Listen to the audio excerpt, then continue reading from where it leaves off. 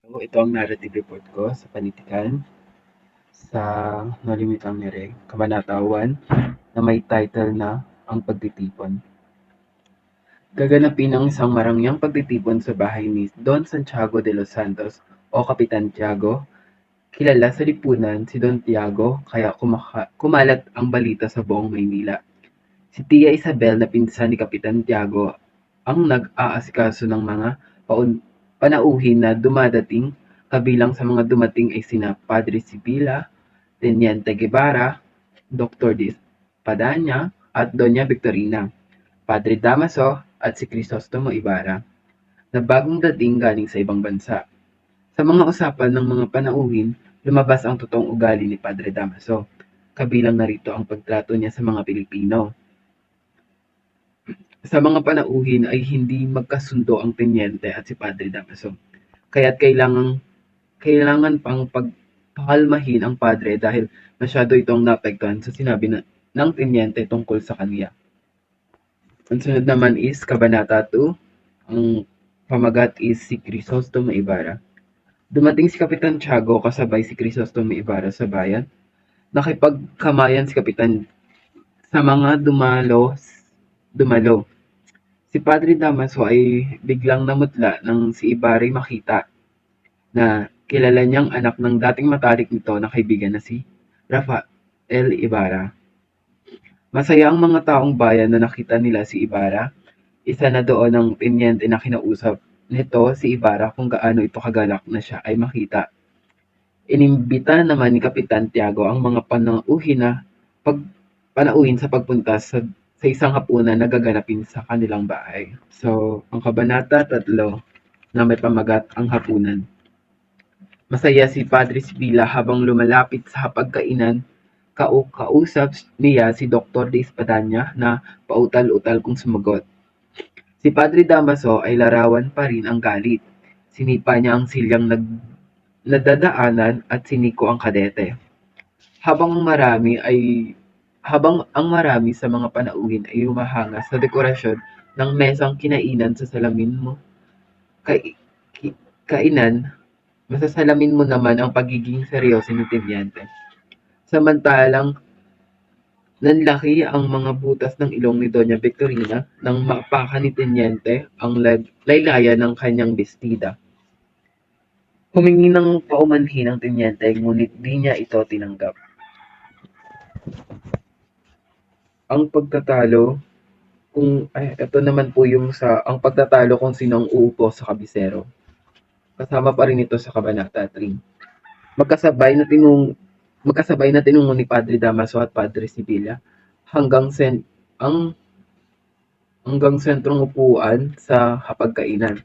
Ayon sa isa, ito ang mas may karapatan na maupo sa lugar na iyon kung pag-uusapan ang edad, tagal, observation at ranggo ay mas nararapat daw maupo doon si Padre Sibila. Papurihan sila ngunit sa totoo lamang ay nagpaplastikan ang dalawa. Inalok pa ni Padre Sibila ang upuan kay Teniente Guevara ngunit tinanggihan niya ito sapagkat ayaw niyang mapaggitnaan sa upuan ng dalawang pari na ang isa ay isang paring Dominico at paring Franciscano. Kaya napunta kay Ibarra ang sentrong upuan. So, next po is yung tinola. Akmang tatayo sa pagkakaupo si Ibarra, ngunit pinigilan siya ni Kapitan Tiago dahil ang pagtitipong iyon ay hinanda para kay Ibarra sa maluwalhating nitong pagdating. Nang ihiyain ang tinola ay pagpapasahan ito bunga ng kamalasan ay panay upo, pakpak at leeg ng manok ang natira kay Padre Damaso. Pinagsaluhan ng ibang panauhin ang matatabang hita at malilinamnam na pitso. At maswerteng napunta kay Ibarra ang atay at balon-balunan ng masulyapan ito ni Padre Damaso. Inis na kinuha na lamang ang sabaw at inilapirot ang upo. Ito naman ang panghuli sa Kabanata 3, dahilan ng maagang paglisa ni Ibarra sa salo-salo. Magiliw na kinamusta ng lahat si Ibarra kung ano ba ang naging buhay nito sa Europa. Magiliw namang sumagot ang binata kaya naman hinahangaan siya ng mga andoon maliban kay Padre Damaso na sa gitna ng pag-uusap ay binastos niya ang binata at inalipusta. Dahilan kung bakit tumayo si Ibarra at nagpaalam sa mga kasama dahil magtutungo pa daw siya sa San Diego. Magandang araw, ang narrative na aking tatalakayin ay mula Kabanata 13 hanggang Kabanata 25 ng No Limitang Here. Ang Kabanata 13 ay sa libingan ni Don Rafael pumunta si Don Ibarra na may kasamang matandang utusan na sabi sa kanya ay nagpapagawa daw umano ng pitso si Kapitan Tiago upang ibigay ito sa kanyang ama. Noong nakita ni Ibarra ang supulterero, nalaman ni Ibarra sa kanya na itinapon pala ang kanyang ama sa kautusan ni Padre Garote. Gayunpaman, kinompronta ni Ibarra si Padre Salvi na takot na bumungad noong siya ay tanungin. At agad namang tinuro ni Padre Salvi ang kapwa niyang fraile na si Padre Damaso. Sa Kabanata 14 naman ay ito ay si Tasio Baliw o Pilosopo. Dumalaw si Pilosopo Tasio sa puntod ng kanyang asawa na kasabay rin sa pagdalaw ni Don Ibarra sa yumao niyang ama na si Don Rafael. Kilalang dalubhasa at talagang matalino itong si Pilosopo Tasio. Ngunit siya ay pinahinto ng kanyang ina sa pag-aaral dahil sa takot na baka makalimutan niya ang Diyos. Tumungo si Pilosopo Tasio sa simbahan at kanyang nakita ang kanyang mga kapatid at pinauri niya ito dahil naghanda siya ng espesyal. Nung marating nila ang bahay nila, Don Filipio at Aling Duray ay nagkaroon sila ng talakayan na umabot sa paksang purgatorio at pagkatapos noon ay namaalam at umalis si Pilosopo Tasio. Sa Kabanata 15, gusto man makauwi ni Crispin at Basilio, ay kinausap muna sila ni Pilosopo Tasio. At noong pinapatunog sa kanila ang kampana, ay hindi nila ito mapatunog ng maayos sa kalagitnaan ng pagbabanta ng bagyo. Si Crispin noon ay napagbintangan ng pagnanakaw sa halagang 2 unsa at ipinapabayad ito sa kanila. Subalit ay 2 piso lamang ang sahod ang kinikita nila sa loob ng 1 buwan sa pagtatrabaho sa simbahan. Kabanata 16. Si Sisa. Si Sisa ang kinikilalang ina ng 2 tauhan na naipit sa sitwasyon. Ipinagluto noon ni Sisa ng ulam ang kanyang 2 anak. Subalit dumating ang kanyang irresponsable at walang pusong asawa. Kinain nito ang ulam na para sana sa kanyang mga anak. Nagluto uli si Sisa ng ulam para sa kanyang mga anak at inantay sila na dumating. Pagkatapos naman ay dumating si Basilio at isinisigaw ang pangalan ng kanyang ina. Sa Kabanata 17 naman, ito ay ito ay si Basilio. Nadatnan ni Sisa na may sugat sa noo ang kanyang anak na si Basilio. Yun pala ay natamo galing sa nadaplis na bala galing sa Guardia Civil na nais siyang ikulong sa kwartel. Ipinaliwanag ni Basilio sa kanyang ina ang karanasan nila sa pagmamalupit sa kanila, lalo na sa kanyang kapatid na si Crispin, dahil sa ipinagbintang na pagnanakaw ng 2 unsa. Sinabi ni Sisa kay Basilio na ayaw na niyang bumalik doon at mag-araro siya sa bukid ni Don Ibarra at pag-aaralin siya ni Pilosopo Tasio pag nasa 8 gulang na siya. Kabanata 18, ang mga kaluluwang naghihirap. Dahil sa kanyang karamdaman ni iniinda, nakatapos ng 3 misa si Padre Salve na nananamlait dahil dito. Dali-dali itinanggal ni Padre Salve ang sutana ng kanyang suot at patuloy siya sa kanyang silid nang napansin niya ang mga deboto, subalit libang sila sa pakikipag-usap tungkol sa indulhensya na kanilang naipon upang mailigtas nila ang kanilang kaluluwa. Sa kalagitnaan ng kanyang pakikipagdiksyon ukol sa indulhensya, dumating naman si Basilio kasama ang kanyang ina na si Sisa upang itanong kay Padre Salvi kung nasaan ang kinaroroonan ng kanyang kapatid na si Crispin. Sa Kabanata 19 naman, ito ay ang mga suliranin ng isang guro. Habang nagmumuni-muni si Ibarra at ang guro, nagkaroon ng interes si Ibarra sa kung ano ang pagkatao ng nasabing guro. Sinabi ng naturang guro na ilang beses niya rin sinubukang baguhin ang makalumang kalakaran sapagkat ay mas nababawasan ang bilang ng mga mag-aaral na pumapasok sa paaralan, subalit siya naman ay ilang beses din na nabigo. Sa katunayan, pilit ng guro na sinusubukang baguhin ang kanilang mga pamamaraan, subalit inaalipos na siya at pinaparusahan nila Padre Damaso sa harap ng mga mag-aaral.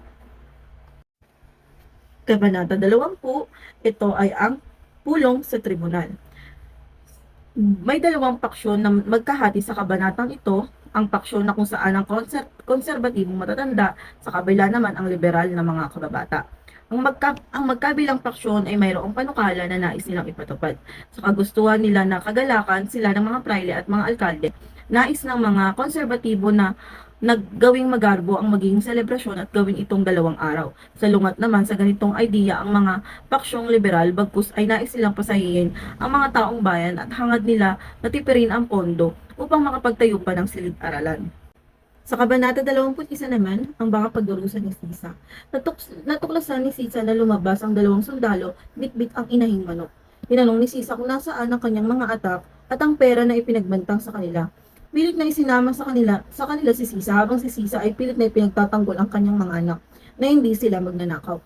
Nung makauwi siya galing sa kwartel, pagkatapos ang naabot niyang pag-aalipusta at kahiyan, nakita niya ang pilas ng damit ng kanyang anak na may bahid na dugo.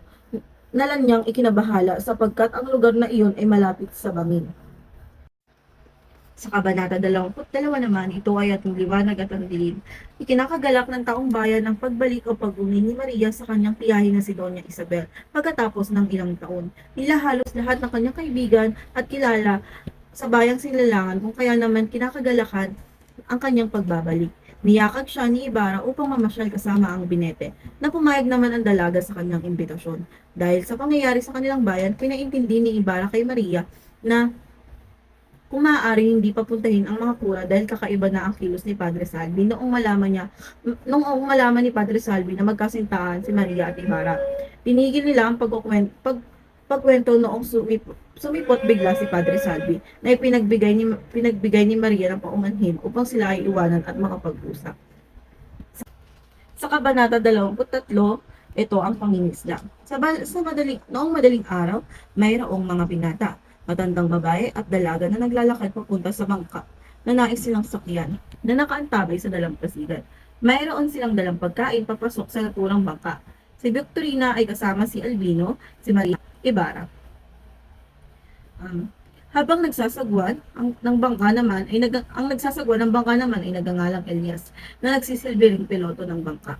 Habang nakanta at nagpapantugtog ng kundiman si Maria, masigla ang lahat habang nasa picnic habang buhaya naman ang nahagilag ni Elias. Pinasasalamatan ni Elias noon si Ibarra sa pagsagip ng buhay niya noong tinulungan siya nitong pagpatayin ang buhaya. Sa Kabanata 24, ang kagubatan. Tumungo sa kagubatan si Padre Salvi noong nakatanggap siya ng liham na nagpawalang gana sa kanya habang nag-aalmusal. Pagkatapos, maaga matapos ang kanyang pagmisa. Patago na pinagmasdan niya ang 2 dalaga na si Victorina at Maria habang nagtatampisaw at nagkukwentuhan ng mga dalaga. Umalis na siya pagkatapos upang hanapin ang mga kalalakihan. Biglang dumating si Sisa pagkatapos banggitin ni Padre Salvi na nagkasakit si Padre Damaso, kaya hindi siya makakasama at pinag-usapan nila ang nawawalang niyang anak na nagdulot ng pagtatalo ni Padre Salvi at Don Filipo. Pagkatapos punitin at palayasin ang mga nasa kura, ipinadakip sila Elias at Ibarra ng mga Guardia Sibil sa paratang pananakit kay Padre Damaso. Sa Kabanata 25, sa tahanan ng pilosopo. Sa tahanan ng pilosopo Tasyo ay tumungo si Ibarra upang sana'y isang guni ang nais niyang pinapatayong paaralan. Inilahad at binuksan ni Ibarra ang kanyang plano kay Tasyo. Ngunit pa ang paliwanag ng matanda ay hindi dapat sa kanya magsangguni si Ibarra ng kanyang plano. Bagkus, ang kailangan nito ay sa mga tao na makapangyarihan katulad na lamang ng mga prayle sa simbahan. Agad naman sumalungat dito si Ibarra.